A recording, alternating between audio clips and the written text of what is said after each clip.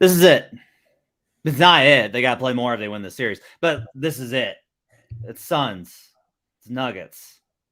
Your second round semifinals series preview starts now. I'm Locked On Nuggets. You are Locked On Nuggets, your daily Denver Nuggets podcast. Part of the Locked On Podcast Network, your team every day. Welcome to Locked On Nuggets, your daily Denver Nuggets podcast, part of the Locked On Network, your team every day. Thanks for joining us and making us your first listen on whatever platform that you choose. You can join us on Apple Podcasts or Spotify, or you can check it out on YouTube. The best way to support the show, just hit the like button, the subscribe button, turn on those notifications, and you can hang out with folks like Joe and Evan and Dylan hanging out. Dylan says, Locked On the 2023 champs, as we preview the Denver Nuggets versus the Phoenix Suns in a titanic clash of a Western Conference semifinals. I hope we're the iceberg. And today's show is brought to you by Game Time. Download the Game Time app, create an account, use code LOCKEDONNBA for $20 off your first purchase. Last minute tickets, lowest price, guaranteed. My name is Matt Moore, senior NBA writer for the Action Network. His name's Adam Mares, director of content, DNVR. Check out the pre and post game show, every Nuggets game, Nuggets content on the daily. Check out the DNVR bar. Check out all things DNVR. Go buy some merch. The merch is awesome. It's absolutely incredible. Their shirts blow me away. Every time they put out a new piece of merch, I want it. It's really good stuff. Okay, today's show, we're going to preview Nuggets Suns. We went to practice today. We'll talk about that as we go through the course of the show. We're going to talk about who we think the series will be good and bad for the Nuggets in the first segment, who the series will be good and bad for the Suns in the second, and then this last one, we'll give our series predictions for Nuggets versus Suns. Adam, I want to start with this question. Look, the most important series, like from a technical standpoint, is the 2020 bubble conference finals versus the Los Angeles Lakers. They had a chance to go to the finals. That has to be like the most important series that they've played. However, it was a little bit of found money. Like weird circumstances, like the strangest circumstances you can imagine, right? I don't know that Nuggets team was ready to contend for a championship at that point. They were still finding themselves. I will ask you, is this the most important Nuggets series for this iteration of the team? No question in my mind. This is, you go back to the bubble. The first round was important because Denver needed to kind of prove that the proof of concept, but they passed that test. Now this one becomes even bigger. I think if you win this series, you can reasonably look at your team and say, no matter what happens after it, and say, okay, we have the right formula. Maybe there's a tweak to make here or there. If you lose this series, I think it's hard to do that. I think you might have to look at your team and say, hey, where can we be meaningfully better given the guys that we already have? Is it just adding an extra ball handler? Is adding this or that? I think it gets hard to do. So for me, this series represents proof of concept of the Denver Nuggets' vision. Great. That's great stuff. Because I think you're absolutely right that, look, the range of outcomes is obviously huge. And sometimes I wonder if when things fail, if we just if we get too wrapped up in, because Dave Dufour, friend of the show tonight, tweeted man, gotta love Missoula making that key adjustment that Budenholzer didn't make, the vaunted play better button. That great job. But I will say, look, the outcomes here are wide. If the Nuggets get past this series, it's validation of the entire team, as Adam said. It's proof of concept. If they don't, and especially if they lose short, then it's like you did everything that you could, and you weren't at the level to hang. The pressure in the series is immense on the Nuggets, though I will say at practice, it certainly doesn't feel like it. They're in a great place mentally, spiritually, emotionally, from what I can tell from the limited amount of time that we get to see them. Yeah, I think they're in a good place as well. And the one thing I think is that the team wants this one. Not necessarily it's like, oh, what a cakewalk. We want that one. I just think it's hey, we're ready for this test. We're ready for these guys, as ready as we'll ever be. And that's kind of how I feel about the Nuggets in general. They're as ready as they will ever be for this specific moment in time. Okay, let's start on Denver's side. So as we start to break down all this, and I want to do some programming notes here as a heads up. On Friday, tomorrow at 10 a.m. Mountain, we're doing a roundtable. I have Adam. I've called them. I've labeled this the Devengers. So that's what we're doing. Devengers, I think actually is what I called it. Not Devengers. Yeah. No, it's comic books. I got it. Yeah. And then Vengers is what we're doing. Anyway, it's Swipa. It's Ryan Blackburn. We're also going to have a crossover episode with Brandon Clean from Locked On Suns tomorrow. Good dude. 2 shows tomorrow. 2 big shows. 2 big shows tomorrow. So make sure to check those out. Yeah, boy, I checked out. I checked out some stuff from PHNX tonight. Ooh, and boy, that's a group that's feeling itself right now. Hey man, they were feeling themselves last year when they lost by 50. So that's I get it. So let's start here. This is a series. We'll start here. This is a series definitely for which Nugget? Jamal Murray, I think first and foremost, he's always played well against the Phoenix Suns. This is an opportunity. He seems to a couple things about him. One, I don't think there are great defenders. Although going into last series, I didn't really single out Nickeil Alexander-Walker as a guy that's a problem. He ended up being the problem. So maybe a Josh Okogie or a Torrey Craig becomes that. I don't think so. Specifically because of, we talked about it, but they're easier to screen than a Nickeil Alexander-Walker and Murray going downhill. But the second part of this is Murray is at his best when there is someone opposite who's at their best. And I think Devin Booker, who's been on a tear, is going to be good in this series. And I think Jamal Murray is going to look across and say, hey, I've got to match that. So for me, this is a Jamal Murray. This is a series for a lot of different guys on both ends, both teams. I think the guy I think most has an advantage here is Jamal Murray. That's interesting.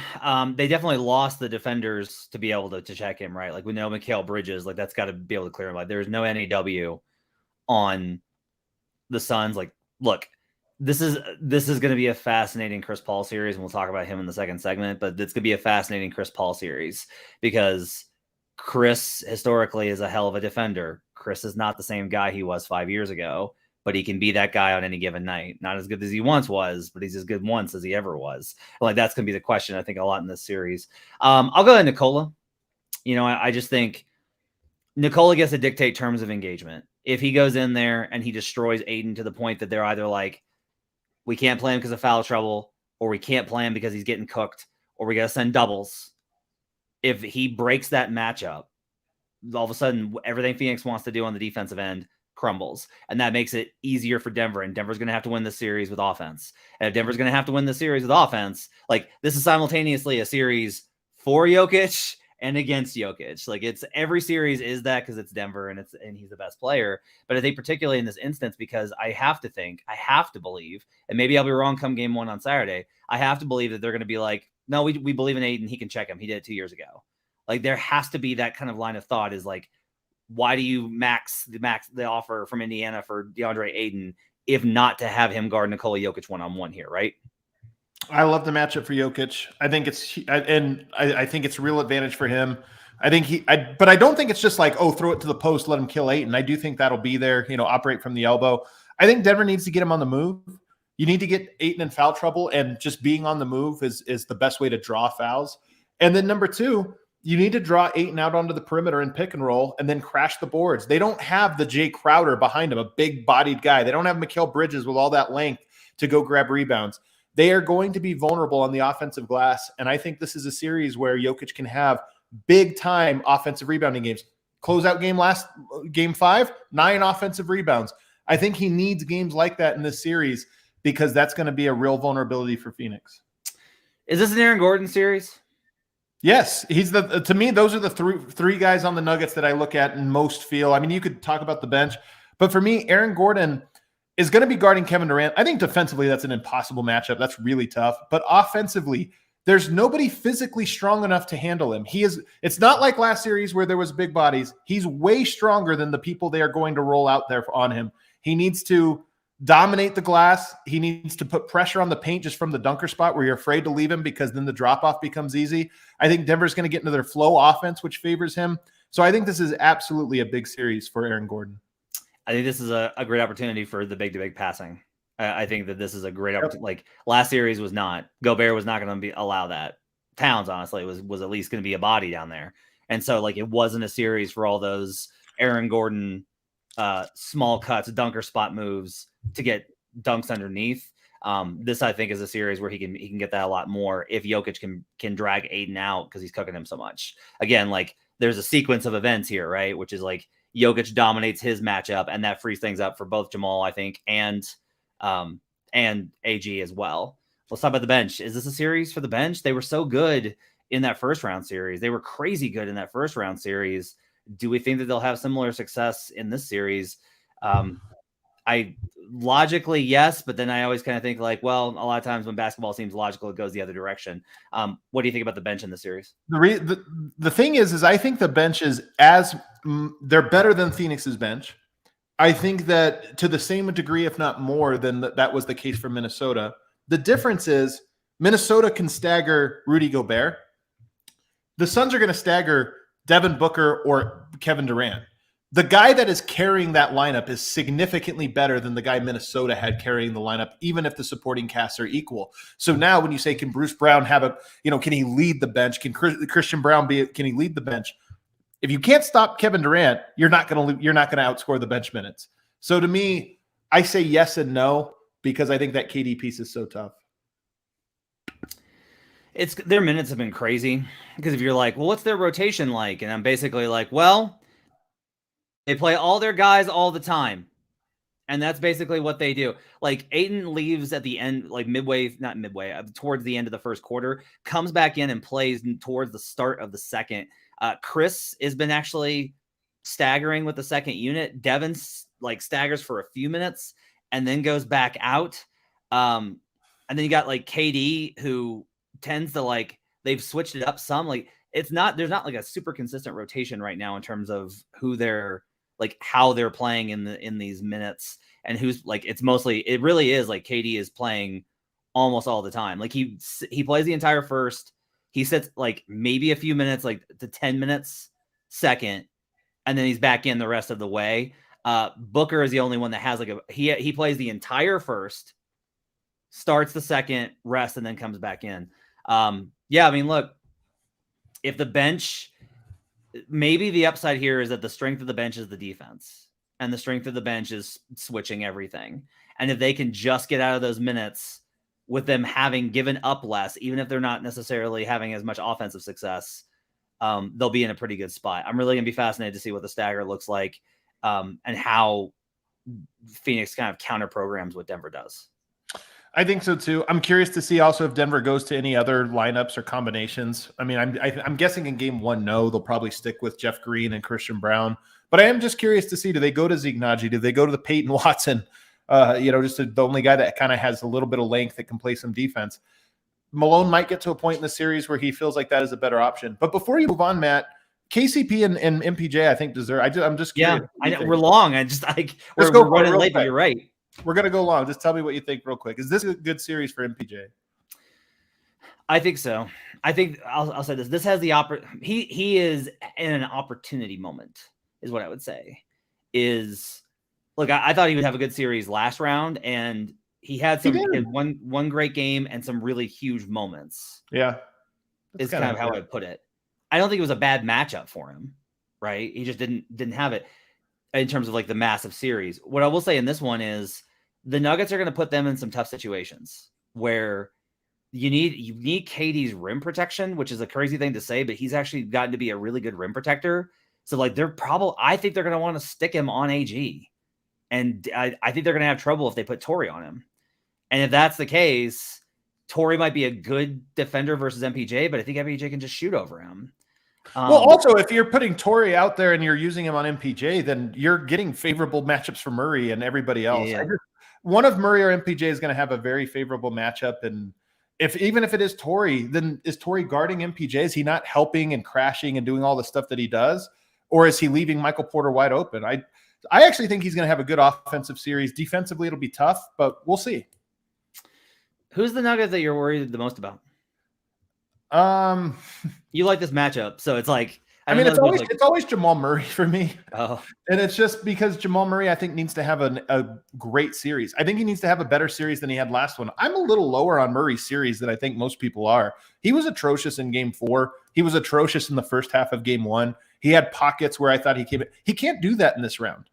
Last round, you could do that and win by 30 points against Minnesota. Like, oh, Murray didn't have it in the first half. He had some turnovers. He didn't take his shots. Nuggets win by 30. In this one, if you're not on your P's and Q's to start this one, Devin Booker can be going off. He gets in rhythm. Michael Malone said it today. You can't let the Phoenix Suns get rhythm because they're so good when they play with rhythm. Murray needs to come out and punch him in the mouth, and he can't stop until the series is over. Lot of comments about Jeff. Look, as the veteran supporter of Nuggets Online, there's no way you can think Jeff Green is like. I just find it so crazy that you thought Jeff Green was like good in the last series. Regardless of litigating that, like I don't. He may not be able to play by the end of this series. Like it's fine, you know. I'll say this: like I don't like. There were games where I didn't think Christian played well in the last series either. But like Christian's got to play more than Jeff in the series. Point. Period. End. Dot. This is a wing series. Is it possible Jeff can guard Kevin Durant? They came in together. They obviously were teammates in Seattle. Look, I think it's fine because here's the deal. There's no like. I want to stress this. You can honestly put your worst defender on KD some of the time. And the reason I say that is like, he's not going to adjust his shots. He's not going to attack the mismatch. He's just going to do what he does because nothing stops him.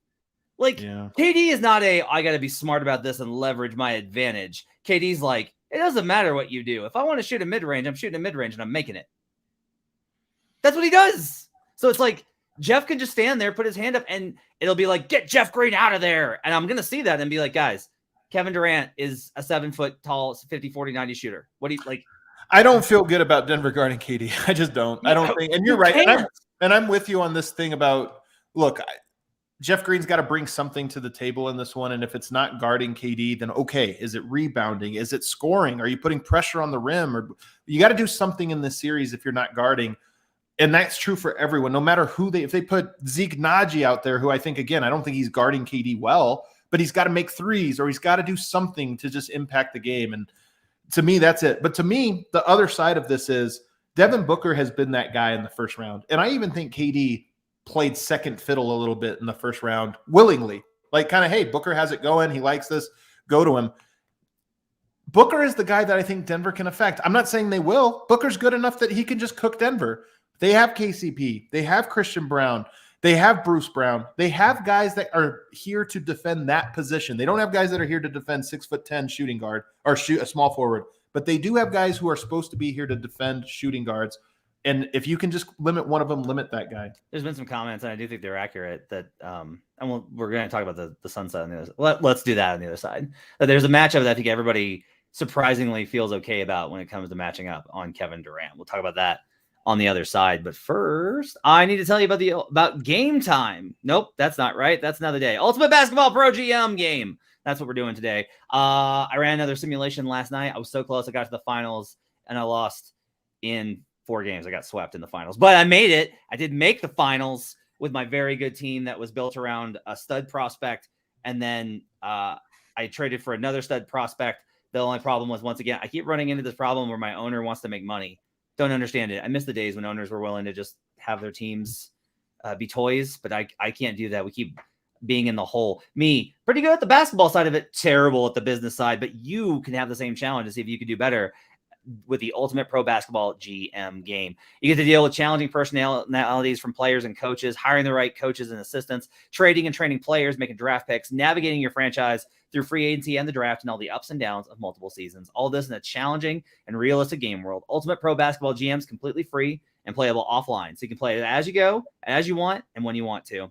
Locked On Nuggets listeners get a 100% free boost to their franchise when using the promo code Locked On in the game store, so make sure to check it out. To download the game, just visit probasketballgm.com, scan the code, or look it up in the app stores. That's probasketballgm.com. Ultimate Basketball GM. Start your dynasty today.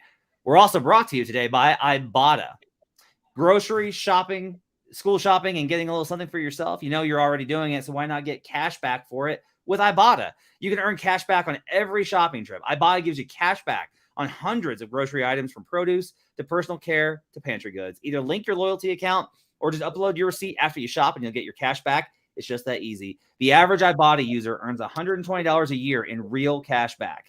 That could cover the cost of an entire shopping trip, or you could use your cash back to buy that flight you've been eyeing, that game you're dying to go to, or the fancy dinner that you've been craving. Checked out Root Down the other night with a colleague, and I could have paid for that dinner with Ibotta.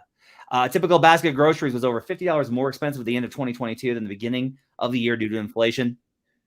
You can earn 2.5 times that in cash back with Ibotta, or even more, depending on how much you use it. They give you real cash back, not points. So you're not going to get any sort of like wonky, you can buy this fancy dresser. No, that's not a thing. You get actual cash back to your bank account, PayPal, or gift cards. You can earn cash back on hundreds of online brands and retailers when you start with Ibotta, including Lowe's, Macy's, Sephora, Best Buy, and more.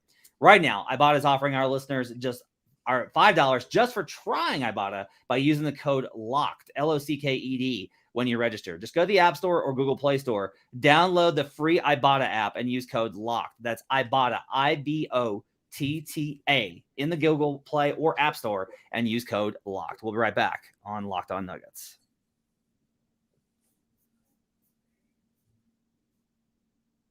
Back here on Locked On Nuggets. Thanks for joining us and being a part of your day. Appreciate you guys being with us as we continue our preview of the Nuggets Western Conference series versus the Phoenix Suns.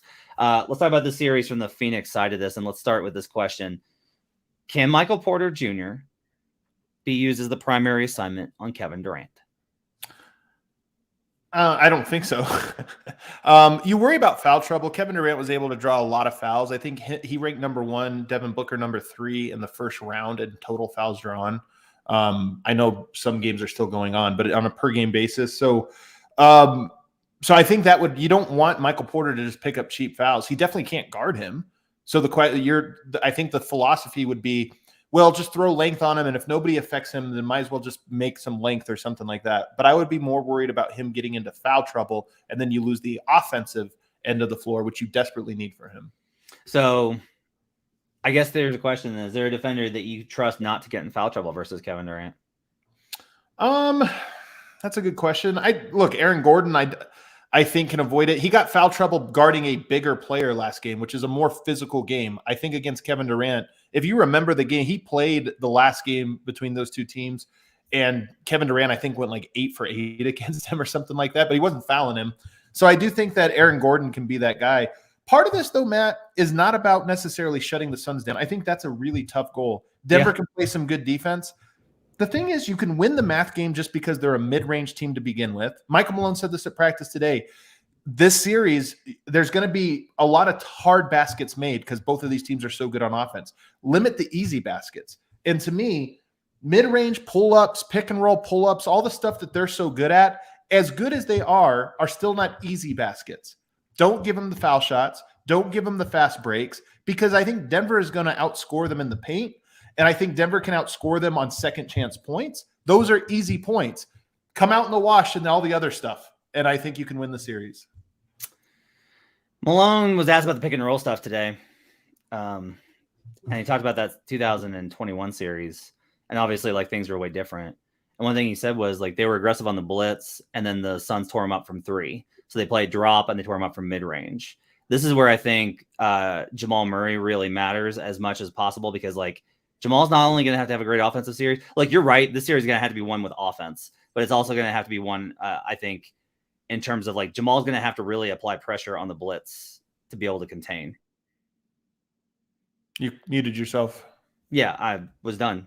I'm asking you about your reaction on that. Jamal Murray will have to contain the blitz? Like, he's going to have to apply pressure if they're going to get the ball out. Like, if you're going to – because I think they have to run at the level. I don't think you can drop here. Like, you don't drop against them. Right. Yeah, you don't want to give them mid-range shots, right? Like, and this is what I was trying to ask today, and nobody really had a good answer for me. I was like, what do you do? Because, like, the shots you want to allow as an NBA team are you want to give up contested mid-range jumpers. That's what the Suns are elite at. Like, not elite at. World-breaking, destroy you elite at. Like, this is what makes them such a tough matchup, right? The question, though, is teams are actively trying to limit them at those, and that's still what they take. So they don't take more threes despite teams like they don't adapt to what you do, right? They're not going to be like, ooh, they're really trying to take away the mid-range. We're going to take more threes. They're not going to take more threes. So you still have an advantage there, which means that I think playing at the level gives your best advantage. Blitz the ball handler, get it out, trust your rotations, and put all of the pressure on that weak side corner 3-pointer from Torrey Craig. Like, and maybe Matt, Chris Paul too. I mean, I do wonder, like, late in games, you worry about Chris Paul getting to his elbow shot and scoring, right? But if you're just talking about a spread pick and roll with Devin Booker, do you dare them to kick it to Chris Paul for threes? I mean, you're not giving him threes, but you're giving him runouts do you pack the paint a little bit against two guys? I think Denver might try. And then this is why I said these staggered lineups are so important, because unlike Denver, when you take out a Chris Paul or you take out a Kevin Durant, the guys they replace them with are nowhere near the same mold or caliber player. So for me, that's why I think that Denver is going to have to, yes, play at the level, yes, get around screens and contest, but more than anything, they're going to have to bring the help far over. Let me ask you this. Well, I want to ask you a separate question. If they isolate and don't run pick, should you just blind double? Should you just naked double it? So one thing Denver did late in this series against Minnesota and against Anthony Edwards is they sent late doubles. They didn't send them right away. They allowed Anthony Edwards to take early clock shots. But as the shot clock wound down, they were more willing to sell out. Now, part of the reason you do that is because Anthony Edwards is not very good at reading the court. He's not a great passer. He's a great scorer, and he's a great driver, and he can make some spectacular passes, but he's not a guy that is like manipulating the defense to create open passing lanes. Chris Paul definitely can do that. Kevin Durant and Booker are better than Anthony Edwards at that. Nonetheless, I do think you play him straight up, but once it gets to 10 seconds, 9 seconds, that's where I start to think, see if they can make the one pass where there's not enough time to swing it around the horn. Malone mentioned their fast break points being up to 17 from 10 today. I had told you what you asked me about their fast break stuff, and I was like, they're not really a fast break team because I hadn't looked at that stuff for the playoffs because it's one series. They were only seventh in the playoffs in terms of transition time spent. So like really kind of what this means is like the Clippers gave up a lot of efficiency in their transition defense. Now I think Denver's transition defense is worse. Like that's just kind of been how it is. Turnovers are a massive part of this. Like we've talked a lot, like whether it's clean execution, whatever it is, like they cannot turn the ball over. You talk about easy baskets. Like you're absolutely right that a lot of that stuff from Malone was really good today because it does kind of show where this series is likely to be won if it plays out fully healthy. Knock on wood, right? Is offensive rebounds for Denver versus points off of turnovers for the Suns. Yeah, 100%. But the points off turnovers, I will say, they are near the league bottom, both in the regular season and in the first round at forcing turnovers. Yes. And Denver is near the top in terms of turning it over the least. So you're right that's a huge battleground. Denver just can't do it. They can't turn the ball over. But I think that this will be one of those series where that should be a little bit easier to do than most series. Devin Booker, I want to hear what you think about Devin Booker, though, as we're going through their players. Is Devin Booker going to – because I think KD has a big series if he wants to. I just think Denver has a hard time there. Devin Booker is the one that I think Denver can contain him, and Denver cannot contain him. I'm not sure what's going to happen. I'm on the exact other side from you. You think he just cooks KCP? I think – I'm not saying he's a better player than Kevin Durant. I will tell you, I believe that Devin Booker is maybe a more impactful player than Kevin Durant. That's based off of his playmaking ability. Devin has leveled up in terms of his ability to find teammates, makes reads. Like he is an engine now. KD goes in this Kawhi mold where it's like there's an offense and then there's Kevin Durant. Like there's the Clippers and then there's Kawhi Leonard. And it's a little bit different. And the Suns do run stuff. What's funny is when the Suns run stuff to get KD looks, do you know who they use as the primary trigger man? Devin Booker. So it's like they set up Devin Booker's playmaking, and if they work to contain Kevin Durant, that gives Booker space to score. And he's got great feel for when to attack and transition.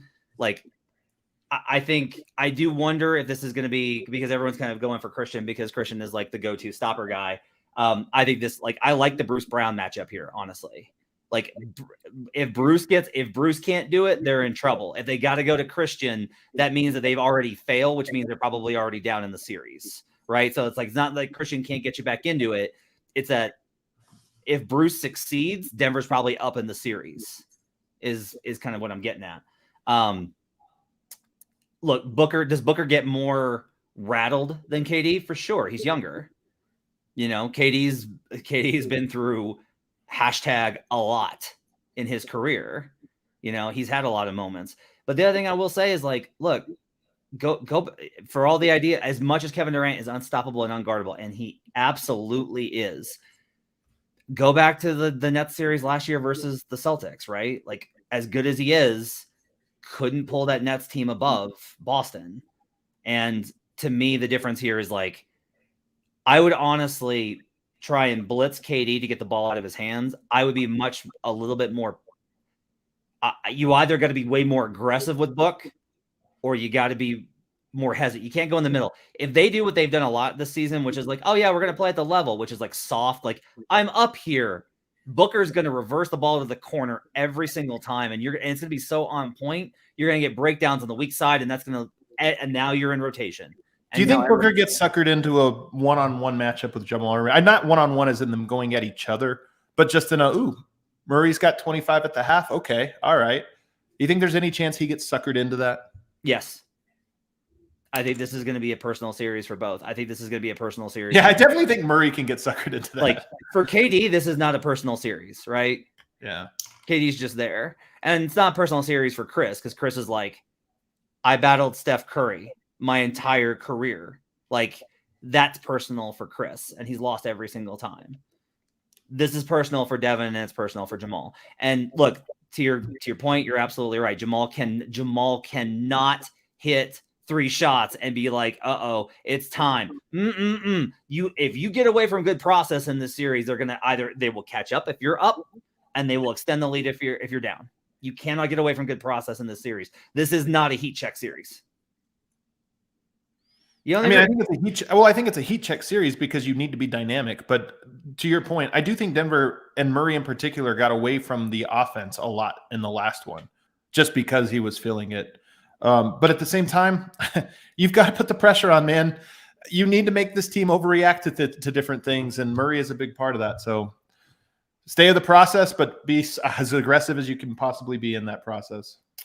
Is this Chris Paul? I want to curious. Does Chris Paul have a good series? So you say Booker, you think dynamite, Kevin Durant, dynamite, Chris Paul? I'm concerned for Chris Paul. You think he has a bad series? Yeah, I guess here's the thing. If the Nuggets let him get in space versus Nikola, sure. Chris can have a monster series and decide it. Chris, again, on any given night, Chris will still look like the point guard and make huge plays. As a lifelong, as long as I've known of Chris Paul, I've been a fan of Chris Paul. He is not the same guy that he was 3 years ago. And that's like not surprising. Manu Ginobili, Hall of Famer, was not the same guy in 2013 and 14, but there were nights when it was like, oh, that's Manu time. And if Chris has, like, here's the thing, Chris doesn't need to have a great series. Chris needs to have a good 3 games.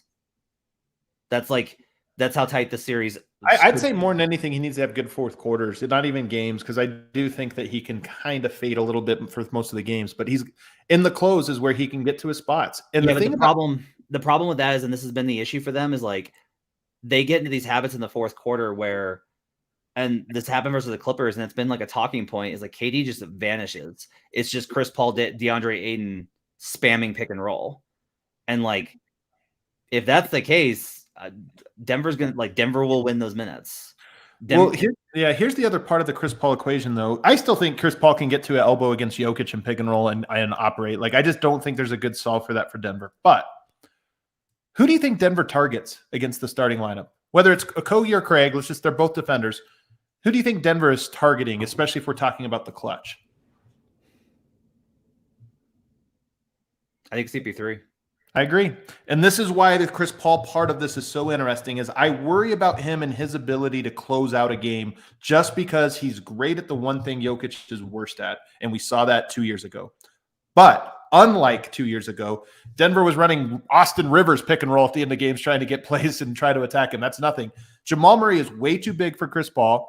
And I just think that if you can attack him and make it look even worse, I just think it makes Phoenix start to question, how do we want to operate in the clutch?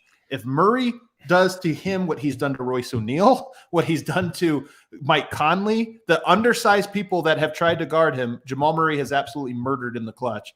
And if that's Chris Paul this series, then I think Denver has a elevated chance of winning the clutch minutes. How do you feel about Jamal's post-ups in those situations? I mean, Chris Paul's really strong. Like he's got quick hands and good hands, and he gets away with a lot of contact. I wouldn't go to post ups in the clutch. I would be That's going my to concern is that he would. I don't know if he would. I mean, look, Murray knows what to do in the clutch. For all the things I can criticize him for, he knows how to attack in those moments, and he can do it in a variety of ways. And the best thing about Murray is he doesn't beat people to the rim, but he does shoot over you with good footwork, step back, side steps.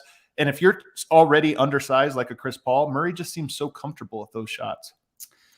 On the other side, we'll get into our predictions. I have a number of questions that I want Adam to predict. I haven't cleared them with him, so he's going to have to think of them on the fly.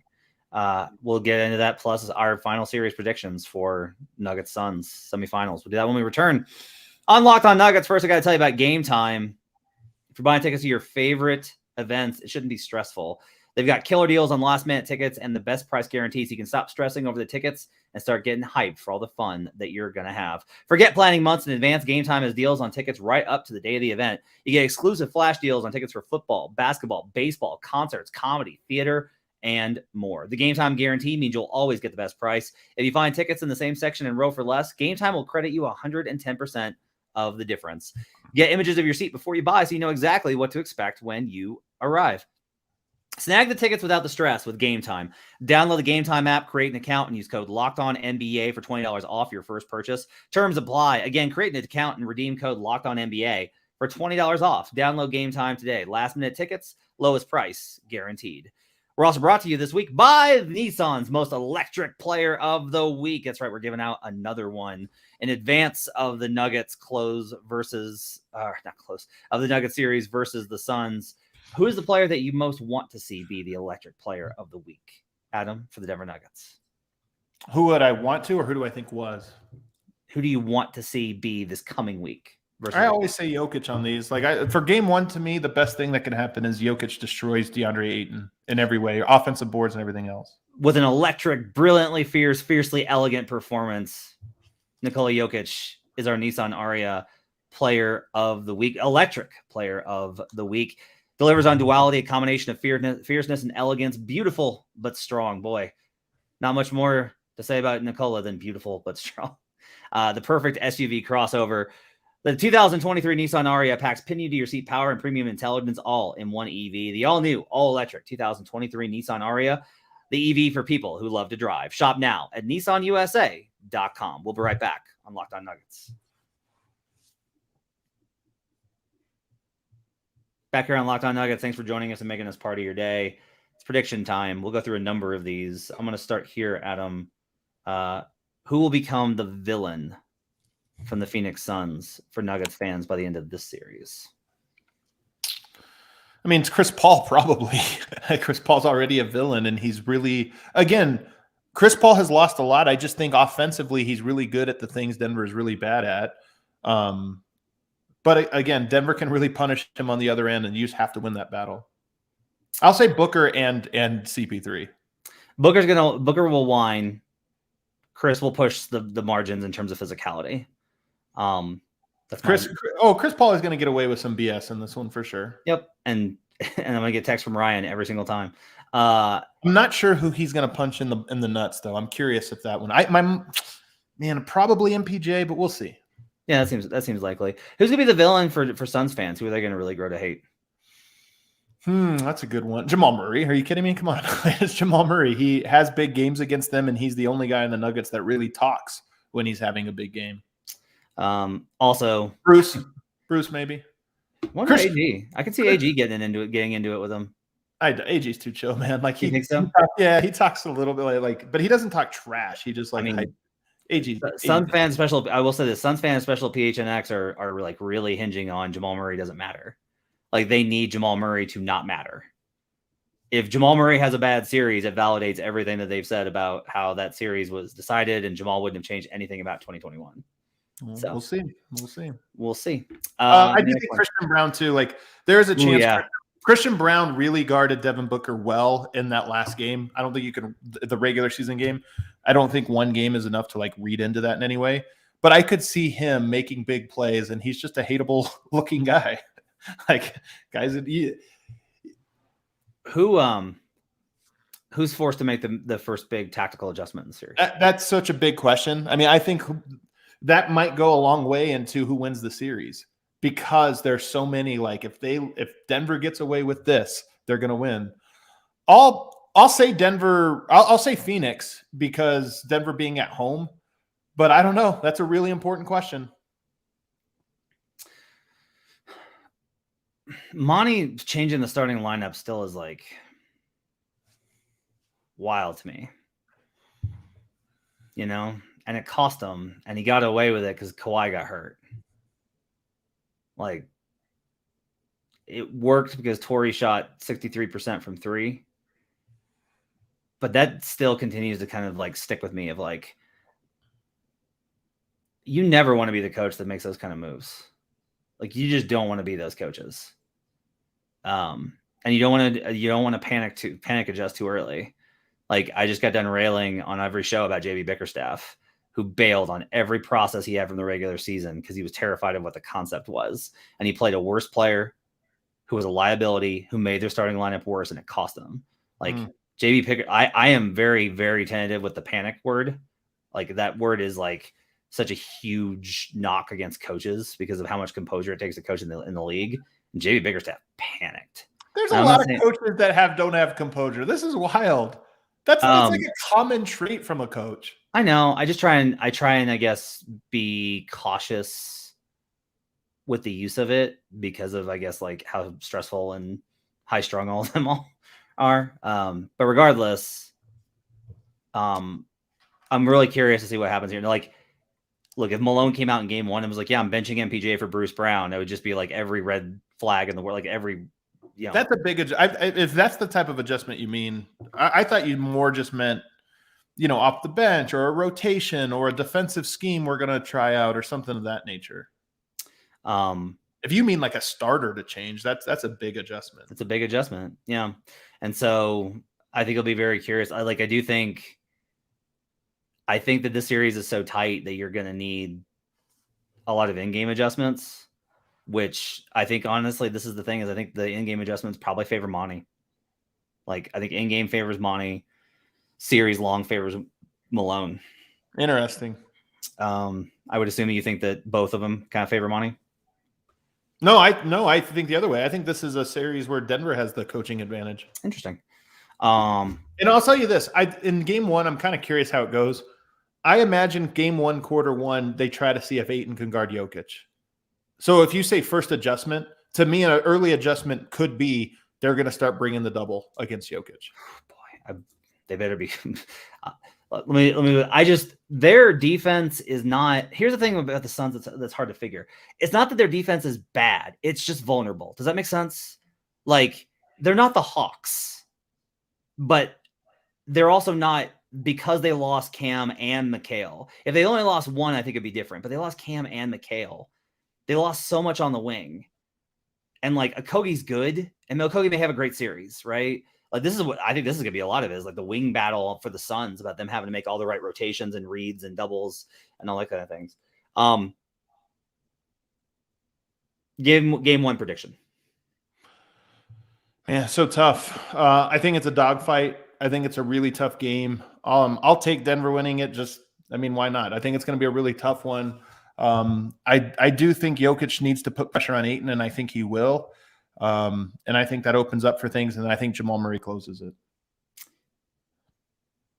Casey Max isn't Cam back. I'm talking about Cam Johnson, not Cam Payne, the backup point guard for. Right. I like the Bruce Brown Cam Payne matchup. I'll take Nuggets in game one. When they go to Phoenix, what feels like 3 weeks from now, with the way this thing is scheduled, for game three, is it 2-0 Denver, 1-1, or obviously not 0-2 Denver, since you already said we win game one? I kind of have a feeling this series is tied up going into the final 3 games. That's just, however we get there, I wouldn't be surprised if you split both teams split the home games. It's curious because Denver has been invulnerable at home, and Denver has been inferior on the road. So for me, like, there is a lot of pressure for them to go up 2-0. Right? Like, I will say this, I am more confident in Phoenix's ability to win in Denver than I am in Denver's ability to win in Phoenix. You're not as worried about the road stuff, and that's okay. Like, I get why. Like, there's a lot of like, I just think Denver rises to the occasion. I'm not saying that means they're going to win a bunch of games. I just think if they got to a position where they were down 2-1, I would expect Denver's best game to come in game 4, whether it was home or road. Which team would surprise you more if they won in 5? Man, it's a good question. Probably, man, I don't know. I'll say Denver just because I do think there's a world in which fatigue ends up becoming a factor in the series, and Denver kind of comes back at the end because Phoenix runs out of gas. This is like where it gets really tough for me is I have to think about these things from a betting perspective, from like the range of outcomes, right? Like what's the range of outcomes look like here, and what's the percentages that they occur? And spoiler, I'm leaning Denver to win the series. Leaning. But like rapid meltdown, complete disaster, goes off the cliff, I think is actually higher with Denver. If proof of concept fails, with the Suns, I don't know what that looks like. Like, oh no, Chris Paul is like really unplayable. Oh well, they have Devin Booker and Kevin Durant, so they just went ahead and scored 115 anyway, right? I mean, I think it's that the Suns aren't very good defensively, or at least I should say this: the Suns have not proven to be very good defensively. They might be, but they haven't proven it. And there is a chance where their defense collapses and it's like unsalvageable. But this is what happens when you have a team that hasn't been together long. They don't know what they don't know. And there could be a thing where Denver finds a little scab and they pick at it and there's just nothing they can do about it. I mean, this is what happened to Denver, by the way, 2 years ago against Phoenix. It wasn't that Phoenix beat Denver in a million different ways. They beat them in one way over and over and over and over again. Final prediction, Suns Nuggets. I'll go Nuggets in 7. I think it's a good series. I wish I could take a more bold stance and think it happens, sooner, but I don't. I think it's going to be a series where there are heroic performances. I think the numbers in the series are going to be wild just because I think the offense is going to be boosted in the series. But I'm going to take Nuggets in 7. I think they're ready. I've been forced to think about basketball in the NBA 2 ways. There's the basketball side of it and there's the narrative side of it. The course of NBA history, the Nuggets lose the series. Kevin Durant, the finals team, Chris Paul, bigger market, all these types of things. The super team matchup with either the Warriors or the Lakers, most likely, in the conference finals, etc. But I think I'm taking Denver in 6. I actually think they go up 3-1. They lose. They lose Game 5 at home, and everyone starts to panic, and they win Game 6 in Phoenix. So I'll take Nuggets in 6. Will be my prediction for the series. I think it's like this is not. I have less. It's weird because I'm taking them in fewer games than you. I have less confidence in them than you. I think, like you said, that you feel good about this series. No, I mean, good is in like you have to understand that's relative. I think this is a near coin flip series, so it's not like all last round. I felt great about the Nuggets. I just thought Denver was better. This one, I just think they're ready for this challenge. You seem relaxed. Is part of it, which is funny because I know if they face the Lakers, you're going to be like a dark cloud just like following you everywhere. We'll see. This is going to be really fascinating. There's a lot on the line here. It's a heavy narrative series. It's not the big one because there's other series beyond this, but man, it feels like the big one. We'll see what happens tomorrow. Denvengers with Ryan Blackburn and Swipe of Cam. You can catch that at 10 Mountain here on the Locked On Nuggets channel. Also tomorrow, I'll be doing a live show with Brendan Clean from Locked On Suns to get the Suns perspective, have some different questions on it, and then it'll be Game 1. We will most likely probably let Game 1 marinate and record Sunday night going into Monday for Game 2 is probably what we'll do, given it's a late night game, or it's earlier. We'll see what we do. After Game 1. I mean, 6:30. Thanks for joining us. Appreciate you guys being with us. Have yourselves a great Friday. Enjoy Game 1. We'll catch you tomorrow with 2 different shows. Make sure to hit the right like, review, and subscribe buttons. Give us those 5-star reviews. Subscribe to the YouTube channel. Follow Adam on Twitter @Adam_Maras. Check out all the great stuff at DNVR. We'll see you guys again next time on Locked On Nuggets.